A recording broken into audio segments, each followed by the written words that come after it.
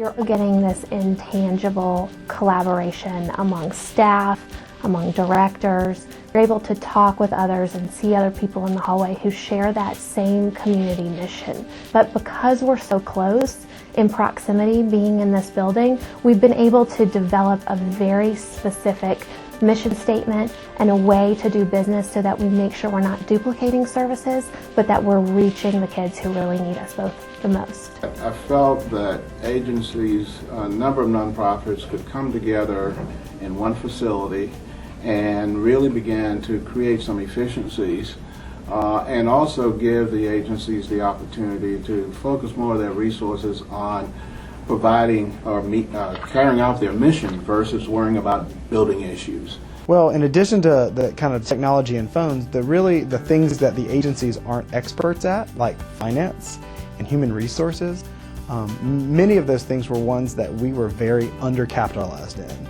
So we didn't have the internal expertise in most agencies to have an HR professional on staff or to really have an accountant on staff. Obviously, those things weren't free, but they took an important investment to really take our agencies to the next level, to ensure their long-term viability, to mitigate risk and internal liability, but also to make sure that we were able to focus on the things that we do well. And for us, that's representing kids. That's being an advocate in this community. I do think the center has lived up to expectations. You have multiple agencies working together in this center. The center is really seen as a focal point for the community to come together, to think collectively and collaboratively about projects. The center obviously has strong leadership both at the board level and the staff level, who are constantly pushing funders and donors and policymakers to think differently about how they try to better serve children and families in Mecklenburg County.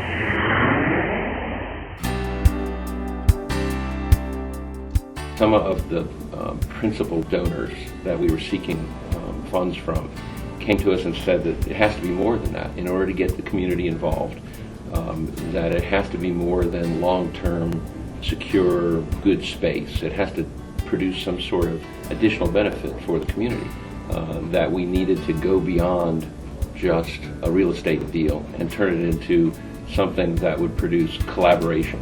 The shared services components, we have provided services, both technology, finance, and human resource services to these agencies that they would have never been able to afford or access on their own.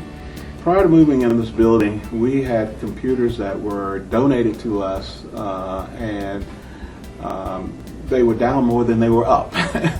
Well, many of us were in spaces all over the city that were really subpar. It made so much sense because I was the one who spoke with people and I had to explain to them where they needed to go from us. And it was discouraging to watch them. I got to catch another bus, I got to go here, so it made a lot of sense. I'm just glad someone thought of it.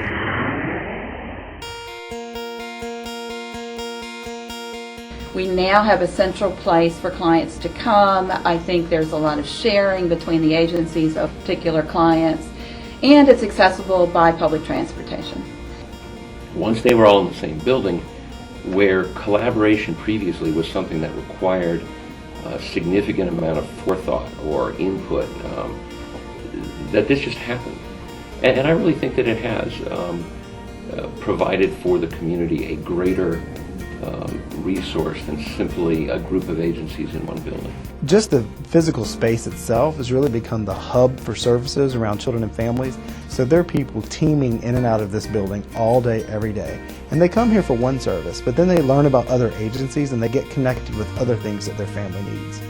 At last count, there were 62 different collaborations between the 9 agencies in the building. You're also getting this intangible collaboration among staff, among directors. You're able to talk with others and see other people in the hallway who share that same community mission to change lives for children and families.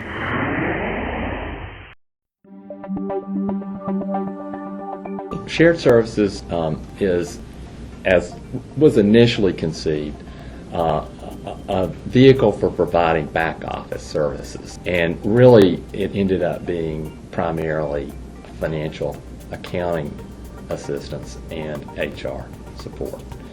We're able to buy in bulk and that includes products and services. The advantages of shared technology are that we get to have an enterprise class network for nonprofits that traditionally wouldn't have one. In an enterprise class network, we're able to have enterprise class security, risk management, storage and availability, and features that most nonprofits aren't able to provide or get on their own. It's a pleasure to come and work in this building every day for so many reasons.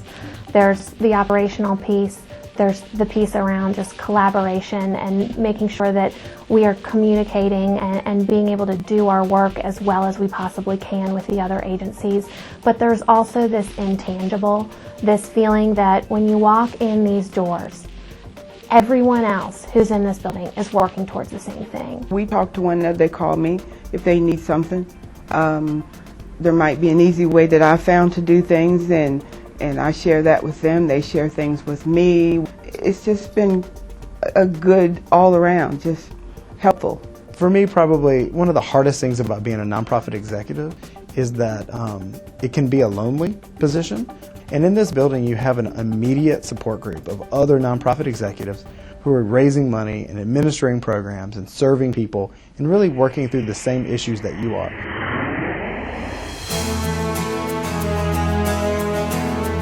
I wish that the community was even more aware of the value of the Children and Family Services Center, and so that we could keep it beautiful and fresh. I think the dream is for a family to be able to walk in the front doors for whatever reason. They may have one specific need, and for them to come into this building and for this building to be so integrated, to be collaborating in such an efficient, high-quality way that we can immediately identify other ways that we can help that family. We want to continue to get better. I'd like to see the center become a leader, a regional leader for how we serve children and families. I hope it holds that there will be more agencies in the building. Even more important is more collaboration on the service delivery.